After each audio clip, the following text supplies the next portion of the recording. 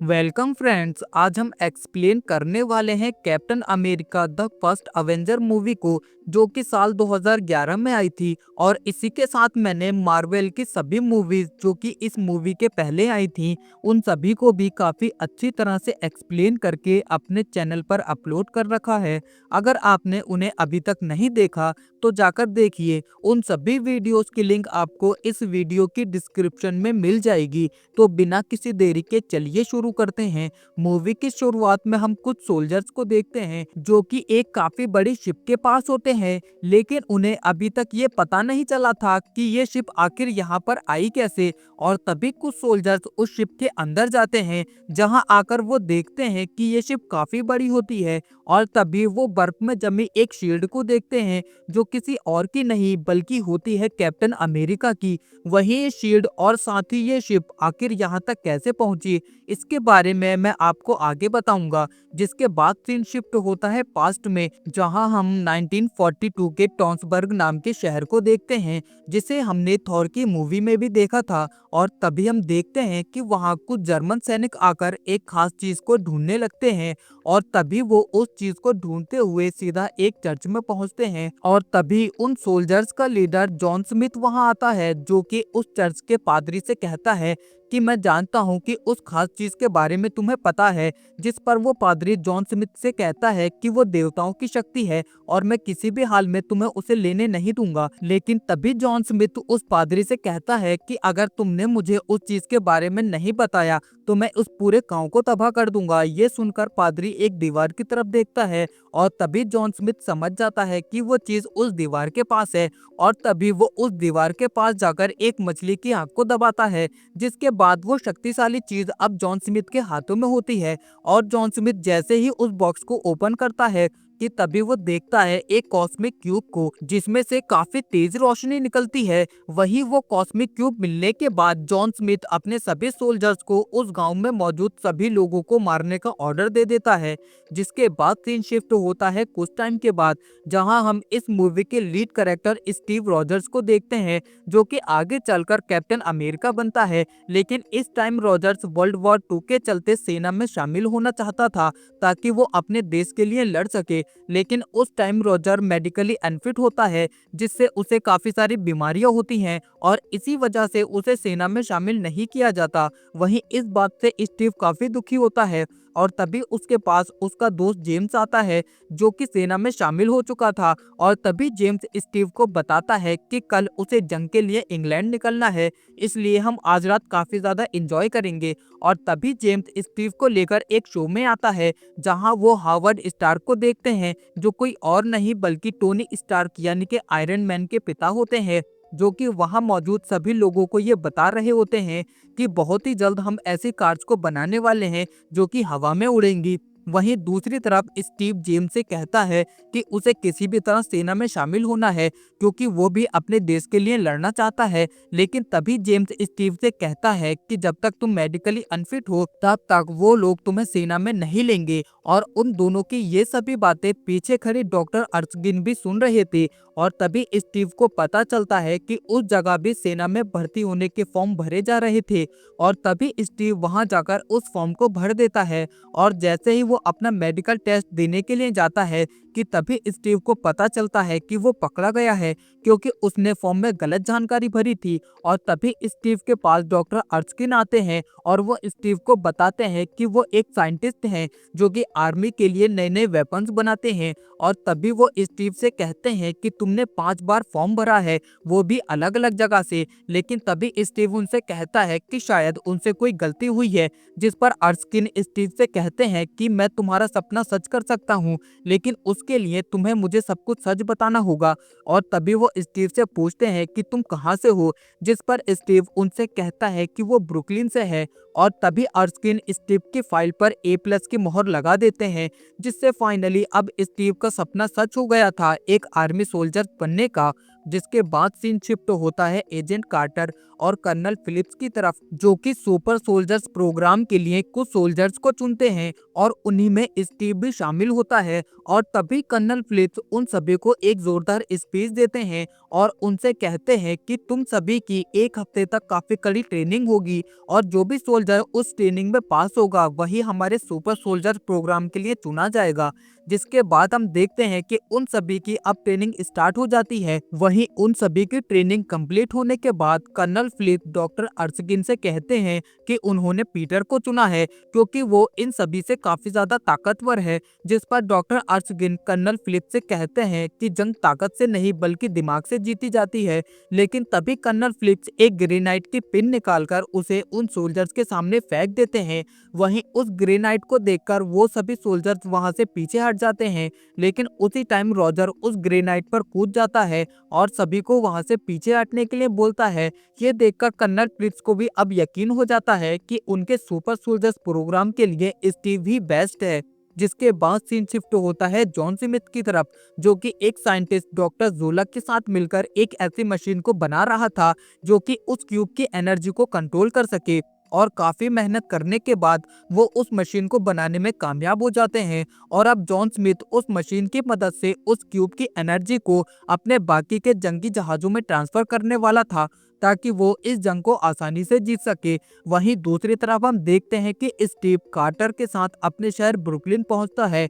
जिसके बाद वो दोनों एक सीक्रेट लैब में आते हैं और तभी कार्टर स्टीव को बताती है कि हम इसी जगह उस सुपर सोल्जर प्रोग्राम को करने वाले हैं। और तभी हम वहां एक मशीन को देखते हैं जिसे बनाया होता है हावर्ड स्टार्क ने। और वहीं दूसरी तरफ उस मशीन में यूज होने वाले सीरम को तैयार किया होता है डॉक्टर अर्स्किन ने, जिसकी मदद से वो स्टीव को एक सुपर सोल्जर्स बनाने वाले थे। वहीं स्टीव जैसे ही उस मशीन के अंदर जाता है कि तभी स्टीव के शरीर पर भी कुछ मशीनों को लगा दिया जाता है। और अब बारी आती है उस सीरम को स्टीव की बॉडी के अंदर डालने की। और वो सीरम जैसे ही स्टीव की बॉडी के अंदर जाता है कि तभी हावर्ड अपनी उस मशीन की पावर को बढ़ाने लगता है। और जैसे ही उस मशीन की पावर 70% तक पहुंचती है कि तभी स्टीव उस मशीन के अंदर से काफी जोर जोर से चिल्लाने लगता है। ये देखकर डॉक्टर अर्स्किन उस मशीन को बंद करने के लिए कहते हैं। और हावर्ड जैसे ही उस मशीन को बंद करने वाला होता है कि तभी स्टीव उस मशीन के अंदर से कहता है कि मैं ये कर सकता हूँ। और तभी हावर्ड उस मशीन की पावर को पूरा 100% कर देता है।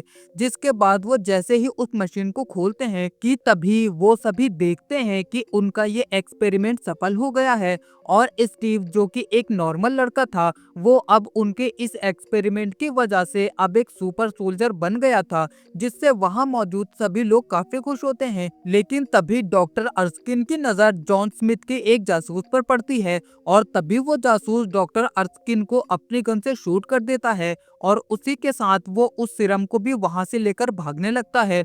वहीं स्टीव डॉक्टर अर्स्किन के पास आता है और उनसे कहता है कि मैं आपको कुछ नहीं होने दूंगा। लेकिन तभी अर्स्किन स्टीव से कहते हैं कि तुम मेरी फिक्र मत करो, तुम जाकर उस सीरम को वापस लेकर आओ, क्योंकि अगर वो सीरम दुश्मनों के हाथ लग गया तो वो इसका गलत इस्तेमाल करेंगे। और तभी स्टीव उस सीरम को वापस लेने के लिए उस जासूस के पीछे जाता है।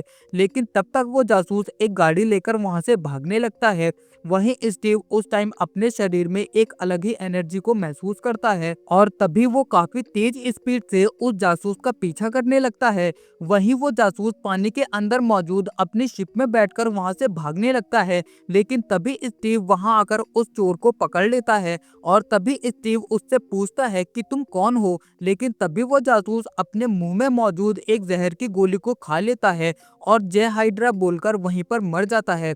वहीं स्टीव जैसे ही वापस आता है तो उसे पता चलता है कि डॉक्टर अर्स्किन मर चुके हैं। ये देखकर स्टीव को काफी बुरा लगता है। वहीं हावर्ड उस जर्मन जासूस की शिप को देखता है और बताता है कि ये काफी एडवांस टेक्नोलॉजी से बनी है और वहीं हम इस टेक्नोलॉजी के आसपास भी नहीं है। और तभी कार्टर हावर्ड को बताती है कि ये सभी मशीन जॉन स्मिथ ने बनाई है, जो कि हाइड्रा नाम की लैब को चलाता है और उसी लैब में उसके सभी साइंटिस्ट इन सभी हथियारों को बनाते हैं। ये देखकर कर्नल फिलिप्स हावर्ड और कार्टर से कहते हैं कि हमें जल्दी ही हाइड्रा की उन सभी लैब्स को तबाह करना होगा, इसलिए तुम सब अपना सामान बांध लो, हम कल ही यहाँ से निकलेंगे। ये देखकर स्टीव कर्नल फिलिप्स से कहता है कि वो भी उनके साथ चलेगा। लेकिन कर्नल फिलिप्स स्टीव को अपने साथ ले जाने से मना कर देते हैं और उससे कहते हैं कि मैंने सुपर सोल्जर्स की एक पूरी टीम मांगी थी ताकि हम अपने दुश्मनों को आसानी से खत्म कर सके और तुम उसके लिए काफी नहीं हो। इतना कहकर कर्नल वहां से चले जाते हैं। जिसके बाद सीन शिफ्ट होता है जॉन स्मिथ की तरफ, जिसके पास कुछ सोल्जर्स आते हैं और उससे कहते हैं कि हमने तुम्हें तुम्हारी रिसर्च के लिए सब कुछ दिया, लेकिन तुम हमें अभी तक एक बंदूक भी नहीं दे पाए हो और अगर ऐसा ही रहा तो हमें तुम्हारी फंडिंग बंद करनी होगी। ये सुनकर जॉन स्मिथ उन सभी सोल्जर से कहता है कि उसने देवताओं की शक्तियों को काबू करना सीख लिया है और तभी वो उन सभी को अपने द्वारा बनाए गए हथियार दिखाता है और उनसे कहता है कि इन हथियारों के आगे कोई भी नहीं टिक पाएगा। लेकिन उन सभी सोल्जर्स को वो हथियार मामूली लग रहे थे। ये देखकर स्मिथ को गुस्सा आता है और तभी वो उन हथियारों से उन सभी सोल्जर्स को वहां पर मारने लगता है, जिसमें हम देखते हैं कि वो हथियार इतने ज्यादा पावरफुल होते हैं कि जैसे ही उन हथियारों की लेजर बीम उन सैनिकों पर पड़ती है कि तभी वो धूल बनकर उड़ जाते हैं। जिसके बाद सीन शिफ्ट होता है स्टीव की तरफ, जो कि एक स्केच को ड्रॉ कर रहा था और तभी स्टीव के पास कार्टर आती है और उससे कहती है कि हम सभी कल कर्नल फिलिप्स के साथ यहाँ से निकल जाएंगे। लेकिन तभी स्टीव कार्टर से कहता है कि वो बचपन से ही आर्मी ज्वाइन करना चाहता था ताकि वो जंग में जाकर अपने देश की रक्षा कर सके। और तभी वो देखते हैं कि कुछ घायल सैनिकों को कैंप में वापस लाया जा रहा था और तभी कार्टर स्टीव को बताती है कि जो भी सैनिक हाइड्रा से लड़ने गए थे उनमें से कुछ ही वापस आ पाए हैं और ये सभी सैनिक 107वीं टुकड़ी के हैं। ये सुनकर स्टीव को याद आता है कि उसका दोस्त जेम्स भी 107वीं टुकड़ी में था और तभी स्टीव कर्नल फिलिप्स के पास आकर जेम्स के बारे में पूछने लगता है, जिस पर कर्नल फिलिप्स स्टीव को बताते हैं कि जितने भी सैनिक वहां गए थे उनमें से कुछ ही वापस आ पाए हैं और ज्यादातर सैनिकों को हाइड्रा ने बंदी बना लिया है। जिस पर स्टीव कर्नल फिलिप्स से कहता है कि हमें वहां जाकर उन सभी सैनिकों को वापस लाना चाहिए। जिस पर कर्नल फिलिप्स स्टीव से कहते हैं कि अगर हम उन सैनिकों को बचाने गए तो हम अपने बाकी के सैनिकों को भी खो देंगे, इसलिए हम वहां नहीं जा सकते। ये सुनकर स्टीव को गुस्सा आता है और तभी वो फैसला करता है कि वो अकेले ही उन सभी सैनिकों को बचाने जाएगा और वो जैसे ही अपना सामान लेकर वहां से जाने लगता है कि तभी कार्टर स्टीव के पास आती है और उससे कहती है कि वो भी उसकी मदद करना चाहती है। जिसके बाद हम देखते हैं कि कार्टर स्टीव के साथ हार्वर्ड के प्लेन में बैठकर हाइड्रा कैंप की तरफ जाने लगते हैं। जिसके बाद सीन शिफ्ट होता है स्मिथ की तरफ, जिसने कि अब उस क्यूब की पावर का यूज करके काफी एडवांस हथियार बना लिए थे। और तभी हम देखते हैं कि स्टीव कार्टर से कहता है कि जब वो उस प्लेन से कूद जाएगा तो वो प्लेन लेकर वापस चले जाएं और तभी स्टीव उस प्लेन से कूद जाता है। जिसके बाद वो एक ट्रक पर बैठकर उस कैंप की तरफ जाने लगता है और वो जैसे ही उस कैंप में पहुंचता है कि तभी वो उन सभी सैनिकों को वहां पर ढूंढने लगता है और जैसे ही उसे वो सैनिक मिलते हैं कि तभी स्टीव उनके पास जाकर उनसे जेम्स के बारे में पूछने लगता है। जिस पर वो सैनिक स्टीव को बताते हैं कि जेम्स को एक अलग कमरे में रखा गया है और तभी स्टीव उन सभी सैनिकों को छुड़ाकर जेम्स को ढूंढने लगता है। वहीं दूसरी तरफ वो सभी सैनिक भी अब वहां मौजूद स्मिथ के सभी सैनिकों को मारने लगते हैं। जिसके बाद वो स्मिथ के कुछ हथियार और टैंक्स लेकर वहां से निकलने लगते हैं और तभी हम देखते हैं कि स्टीव अब जेम्स के पास पहुंचता है और तभी स्टीव की नजर दीवार पर लगे एक मैप पर पड़ती है। जिसके बाद वो जेम्स को लेकर वहां से जाने लगता है, लेकिन स्मिथ जब ये देखता है तो वो समझ जाता है कि वो अभी इन सब का सामना नहीं कर सकता, इसलिए वो वहां एक काउंटडाउन को स्टार्ट कर देता है जिसके पूरा होते ही वहां एक बहुत बड़ा ब्लास्ट होगा। वहीं दूसरी तरफ स्टीव जो कि जेम्स को लेकर वहां से निकल रहा होता है, लेकिन तभी उसके सामने स्मिथ आ जाता है और उससे कहता है कि जितना मैंने सोचा था तुम उससे ज्यादा ताकतवर हो। और तभी हम वहां पर स्मिथ का असली चेहरा देखते हैं जो कि पूरी तरह से लाल होता है। जिसके बाद स्मिथ स्टीव से कहता है कि हमारी मुलाकात जल्दी ही होगी। जिसके बाद हम देखते हैं कि जैसे ही वो काउंटडाउन पूरा होता है कि तभी वहां एक बहुत बड़ा धमाका होता है जिसकी वजह से वो पूरी जगह टूटने लगती है। वहीं स्टीव जब ये देखता है तो वो जेम्स को लेकर वहां से निकल जाता है। जिसके बाद सीन शिफ्ट होता है अगले दिन, जहां हम देखते हैं कि स्टीव जेम्स और बाकी के सैनिकों को लेकर अब अपने कैंप में वापस आ जाता है। ये देखकर वहां मौजूद सभी लोग काफी खुश होते हैं और तभी कर्नल फिलिप्स स्टीव को इसके लिए थैंक यू बोलते हैं। वहीं अगले सीन में हम देखते हैं कि स्टीव सभी को बताता है कि जब वो जेम्स को बचाने उस रूम में गया था तब उसने वहाँ एक मैप को देखा था जिसमें हाइड्रा के बाकी ठिकानों की लोकेशन थी, जिस पर कर्नल फिलिप्स स्टीव से कहते हैं कि अगर हमने हाइड्रा के इन सभी बेस को तबाह कर दिया तो हम स्मिथ को बड़ी ही आसानी से हरा देंगे। जिस पर स्टीव कर्नल फिलिप्स से कहता है कि उसके लिए उसे एक टीम की जरूरत है और तभी स्टीव उन सैनिकों के पास जाता है जिन्हें उसने बचाया था, जिसके बाद वो उन सभी से कहता है कि मुझे एक टीम की जरूरत है जो कि हाइड्रा के सभी कैंपों को मिटाने में मेरी मदद कर सके। वहीं स्टीव की ये सभी बातें सुनकर वो सभी सैनिक स्टीव से कहते हैं कि हम सभी इस मिशन में तुम्हारा साथ देंगे। जिसके बाद हम देखते हैं हावर्ड स्टार्क को, जो कि स्टीव को ये बताता है कि उसने उसके लिए कुछ खास हथियार बनाए हैं और साथ ही स्टीव को शील्ड भी काफी पसंद होती है, इसलिए स्टार्क उसके लिए कुछ शील्ड भी बनाता है जिसमें स्टीव को एक शील्ड काफी पसंद आती है और इसी के साथ स्टार्क स्टीव के लिए एक नई कॉस्ट्यूम को भी बनाता है। जिसके बाद हम देखते हैं कि स्टीव अब कैप्टन अमेरिका बनकर अपने सभी साथियों के साथ हाइड्रा के सभी ठिकानों को एक एक करके तबाह करने लगता है। वहीं स्मिथ को जब ये पता चलता है तो उसे काफी गुस्सा आता है और तभी वो डॉक्टर जोला से कहता है कि हमें कैप्टन अमेरिका को जल्दी ही रोकना होगा। जिसके बाद हम देखते हैं कि स्टीव और उसके सभी साथी डॉक्टर जोला को पकड़ने का प्लान बनाते हैं और तभी उन्हें पता चलता है कि डॉक्टर जोला एक ट्रेन के अंदर है जो कि हाइड्रा कैंप की तरफ जा रही है और वो ट्रेन जैसे ही उनके पास आती है कि तभी वो उस ट्रेन पर चढ़कर डॉक्टर जोला को ढूंढने लगते हैं। लेकिन तभी उस ट्रेन में मौजूद स्मिथ के सोल्जर स्टीव पर हमला कर देते हैं। वहीं स्टीव जैसे ही उन्हें मारकर जेम्स के पास पहुंचता है कि तभी वहां कुछ और सोल्जर आकर उन पर हमला कर देते हैं और तभी स्टीव देखता है कि जेम्स उस ट्रेन से नीचे गिरने वाला है। वहीं स्टीव जेम्स को बचाने के लिए जाता है लेकिन तभी जेम्स उस ट्रेन से नीचे गिर जाता है और तभी उनका एक साथी डॉक्टर जोला के पास पहुंचकर उन्हें पकड़ लेता है। जिसके बाद वो डॉक्टर जोला को अपने बेस पर लेकर आते हैं। वहीं थोड़ी देर के बाद कर्नल फिलिप्स डॉक्टर जोला से मिलने आते हैं,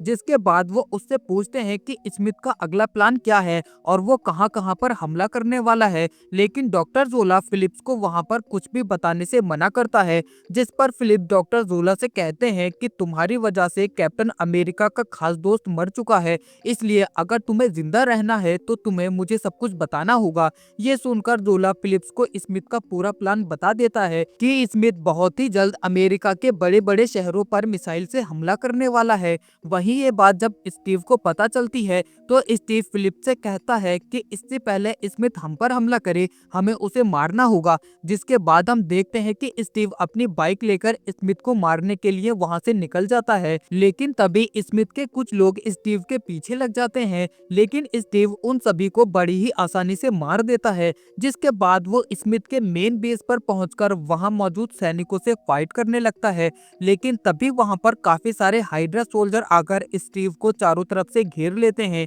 जिसके बाद वो सभी स्टीव को स्मिथ के पास लेकर आते हैं, जहां पर स्मिथ स्टीव से कहता है कि उस टाइम मैं तुम्हें नहीं मार पाया लेकिन अब मैं तुम्हें जरूर मारूंगा। और तभी हम देखते हैं कि स्मिथ जैसे ही स्टीव को मारने वाला होता है कि तभी स्टीव के सभी साथी वहां आकर स्मिथ और उसके साथियों पर हमला कर देते हैं। ये देखकर स्मिथ वहां से भागने लगता है और तभी हम देखते हैं कि फिलिप्स कार्टर और अपने सभी साथियों के साथ उस हाइड्रा कैंप पर हमला कर देता है और अब वो सभी मिलकर स्मिथ के सभी साथियों को वहां पर मारने लगते हैं। जिसके बाद हम देखते हैं कि कैप्टन अमेरिका स्मिथ को पकड़ने उसके पीछे जाता है, लेकिन तभी स्मिथ का एक साथी उस पर हमला कर देता है और वो जैसे ही स्टीव पर फिर से हमला करने वाला होता है कि तभी कार्टर वहां आकर उसे शूट कर देती है। जिसके बाद स्टीव फिर से स्मिथ को पकड़ने उसके पीछे जाता है। वहीं दूसरी तरफ स्मिथ अपने प्लेन को स्टार्ट करके वहां से जाने लगता है। वहीं स्टीव जब ये देखता है तो वो स्मिथ को रोकने के लिए उसके पीछे आता है, लेकिन तब तक स्मिथ के प्लेन की स्पीड काफी तेज हो चुकी थी और तभी स्टीव की मदद के लिए उसके पास कार्टर और फिलिप्स आते हैं। जिसके बाद स्मिथ उनकी गाड़ी में बैठकर उस प्लेन के पास जाने लगता है और वो प्लेन जैसे ही उड़ने वाला होता है कि तभी स्टीव एक जोरदार छलांग लगाकर सीधा उस प्लेन पर पहुंच जाता है और वो जैसे ही उस प्लेन के अंदर आता है कि तभी वो वहां काफी सारी मिसाइल्स को देखता है जिनके ऊपर न्यूयॉर्क, मैक्सिको और शिकागो जैसे बड़े शहरों के नाम लिखे थे।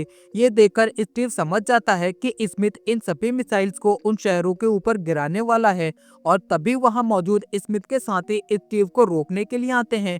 लेकिन स्टीव एक एक करके उन सभी को उस प्लेन से नीचे गिरा देता है, जिसके बाद वो सीधा स्मिथ के पास पहुंचता है और तभी वो दोनों एक दूसरे से फाइट करने लगते हैं, जिसमें हमें देखने को मिलती है उन दोनों के बीच एक तगड़ी फाइट, जिसमें वो दोनों अपनी अपनी पावर से एक दूसरे को हराने की कोशिश करते हैं। लेकिन तभी उनकी इस लड़ाई के बीच स्टीव की शील्ड सीधा उस कॉस्मिक क्यूब के ऊपर जाकर लगती है, जिस वजह से वो मशीन टूट जाती है जो कि उस क्यूब की पावर को कंट्रोल कर रही थी और तभी वो क्यूब उस मशीन से नीचे गिर जाता है। वहीं स्मिथ जब ये देखता है तो वो उस क्यूब को उठा लेता है, लेकिन तभी उस क्यूब से काफी ज्यादा एनर्जी निकलने लगती है और स्मिथ उस एनर्जी को कंट्रोल नहीं कर पाता, जिस वजह से वो उस एनर्जी के साथ ही गायब हो जाता है और तभी वो क्यूब उस शिप से नीचे गिर जाता है। वहीं स्टीव उस प्लेन को कंट्रोल करने की कोशिश करता है और तभी वो सीधा हेडक्वार्टर से कांटेक्ट करता है और कार्टर को बताता है कि इस प्लेन में काफी सारी मिसाइल्स मौजूद हैं,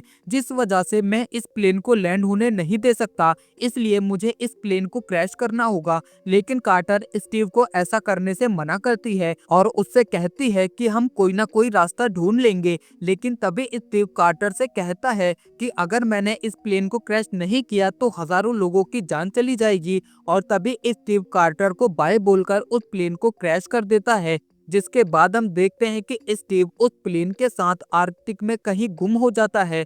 वहीं अगले सीन में हम देखते हैं कि स्टार्क उस कॉस्मिक क्यूब को ढूंढ लेता है और तभी वो अपने सभी साथियों से कहता है कि अगर हमें वो क्यूब मिल गया है तो हम स्टीव को भी जल्दी ही ढूंढ लेंगे, इसलिए स्टीव को ढूंढने का मिशन जारी रखो। जिसके बाद सीन शिफ्ट होता है कुछ टाइम के बाद, जहां हम स्टीव को देखते हैं जो कि बेहोश होता है और वो जैसे ही होश में आता है कि तभी उसे पास ही में रखे एक रेडियो में एक मैच की कमेंट्री सुनाई देती है, जिसे सुनकर स्टीव काफी हैरान हो जाता है क्योंकि जिस मैच की कमेंट्री अभी वो सुन रहा था उस मैच को 1941 में खेला गया था, जिसे देखने स्टीव खुद वहां गया था और तभी वो समझ जाता है कि इस जगह कुछ तो गड़बड़ है और तभी वो उस जगह से निकलकर न्यूयॉर्क सिटी में आता है, जहां आकर उसे कुछ समझ नहीं आता और तभी वहां पर स्टीव के पास निक फ्यूरी आता है, जो कि स्टीव से कहता है कि हम तुम्हें सब कुछ आराम से बताने वाले थे। जिस पर स्टीव निक फ्यूरी से कहता है कि आखिर यहाँ चल क्या रहा है और मैं कहाँ हूँ, जिस पर निक फ्यूरी स्टीव से कहता है कि ये न्यूयॉर्क सिटी है और तुम पिछले 70 सालों से बेहोश थे। ये सुनकर स्टीव काफी ज्यादा शॉक हो जाता है और इसी के साथ ये शानदार मूवी यहीं खत्म हो जाती है। गाइज, आपको ये मूवी कैसी लगी मुझे लाइक कमेंट करके जरूर बताएं और अगर आप मेरे चैनल पर नए हैं तो चैनल को भी सब्सक्राइब कर दें। बाकी मार्वल की नेक्स्ट मूवी में जल्दी ही अपने चैनल पर लेकर आऊंगा, तो मिलते हैं ऐसी ही और अमेजिंग मूवी के साथ। Thank you.